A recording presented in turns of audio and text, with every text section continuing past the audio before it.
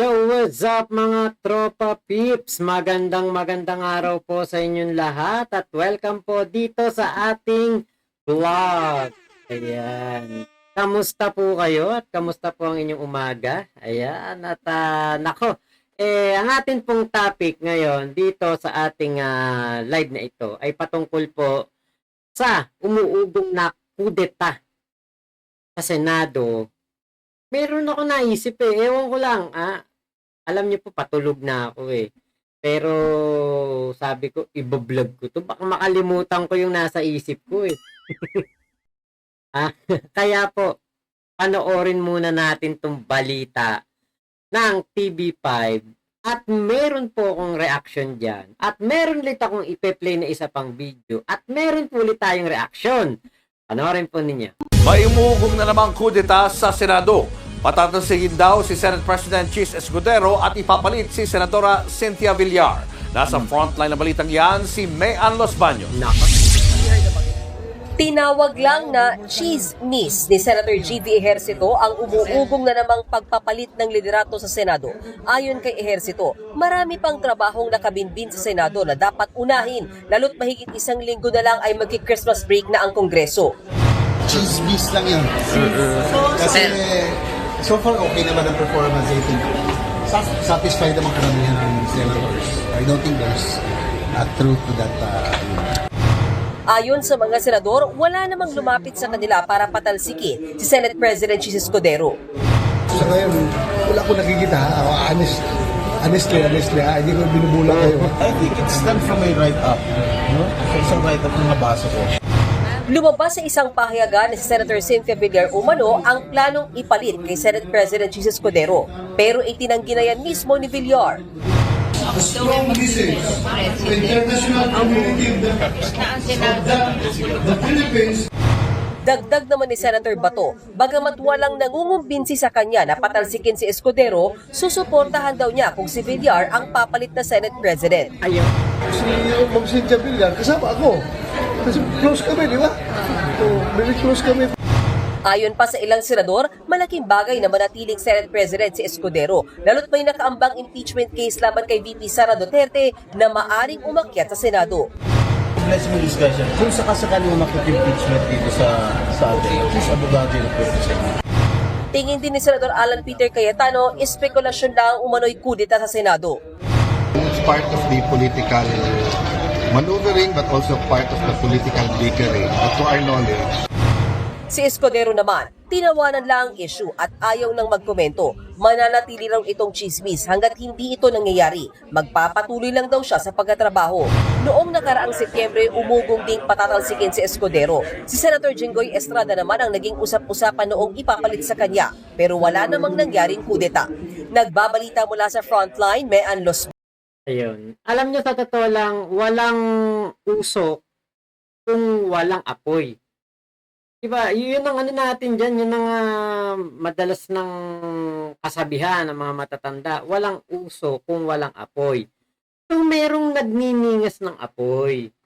Merong nagsisindi ng apoy. Kaya lang, nabuking. At isang ano to, kumbaga, syempre, kapag nagpaplano kayo, di ba? Nagpaplano kayo ng masama, at meron kayo napagsabihan na nag-leak ng information na yon, nakarating sa media, na ilabas sa mga taga-media, syempre, di ba? Ang sasabihin na lang, wala. Pero, alam niyo po, sa totoo lang, questionable na kaagad yung sabi ni Bato na yun, na kapag nagkaroon daw po ng pagpapalit ng Senate President, kakampi siya kaagad doon kay Cynthia Villar. Siyempre, kapag kumampi yan kay Cynthia Villar, alam naman natin, close yan si Cynthia Villar kay Bato. Nandyan pa si Robin, andyan pa si Bongo, andyan pa si Amy Marcos, si Subiri. Baka sumama din yan. Kaya, ano na yan, kumbaga, matik na yan na meron tsak nagpaplano niyan. Hindi lang sila aamin at ayaw lang nilang aminin. Kasi nga, syempre, di ba, na-preempt kumbaga, nag-leak sa nag-leak sa ating media.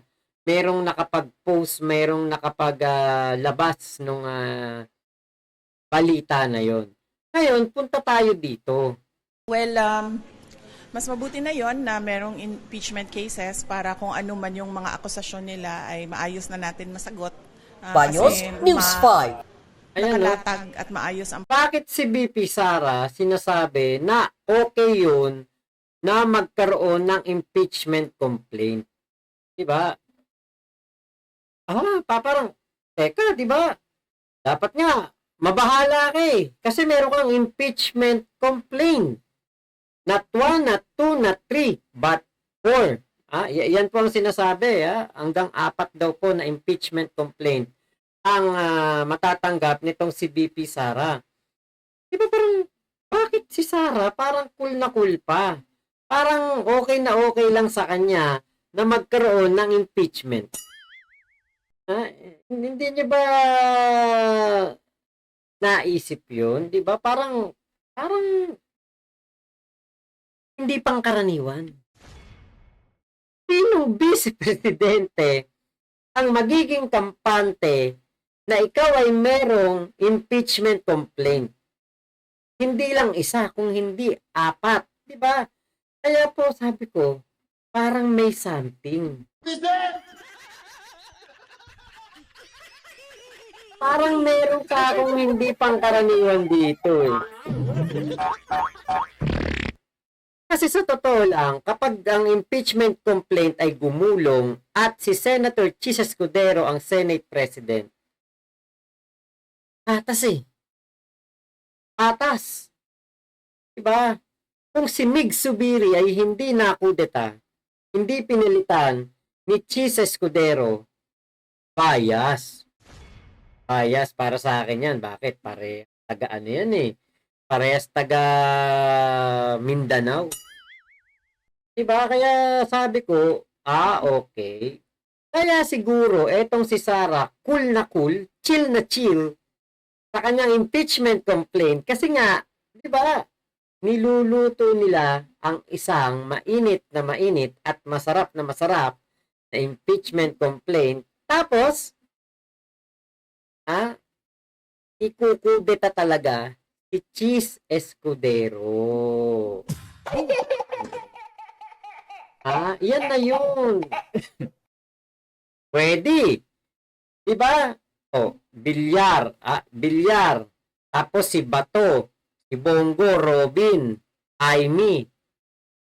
Tapos etong si Mig Zubiri, 6 na sila. Ilan lang naman ang kailangan para mapababa sa pwesto si Chis Escudero. Lalo pa yung mga re-electionist, syempre, di ba? Hahanap ng mga kakampiyan para sa kanilang pagkakapanalo sa susunod na eleksyon. Baka mamaya meron silang ma-impluwensyahan dyan. Kaya po kasi, it's very unusual yung nakikita ko na pagiging chill lang ni Sara Duterte. There's a truth to that. Ayon sa mga senador, wala namang lumapit sa kanila para patalsikin si Senate President Chis Escudero. Hindi pala yan yun. Ito pala yun. well, ng batas natin regarding impeachment. So doon, masasagot natin ng maayos kung ano man yung sinasabi ng ating mga members of the House of Representatives na mali na ginawa. No? And mas mabuti na rin yon na merong dahil doon sa impeachment, ako lang yung hinahabol. Okay. Tanyo, sa impeachment daw, siya lang ang hinahabol. Pero, sa impeachment lang yon. Katulad yan, si Akop, etong si Congressman Jinky Luistro, yung pang isang kongresista from Pampanga, yung lalaki. Nang nakikita talaga nila dito is plunder. Plunder ang nakikita nilang kaso dito eh. Merong plunder silang na babanaag. Diba? Kaya po, maaring sa impeachment, parang pabor si Sara. Kasi nga, pag sa plunder na napunta yan, lahat sila dyan eh. Dugtong-dugtong yan eh. Sa impeachment, isang tao lang. Totoo yung sinabi ni Sara.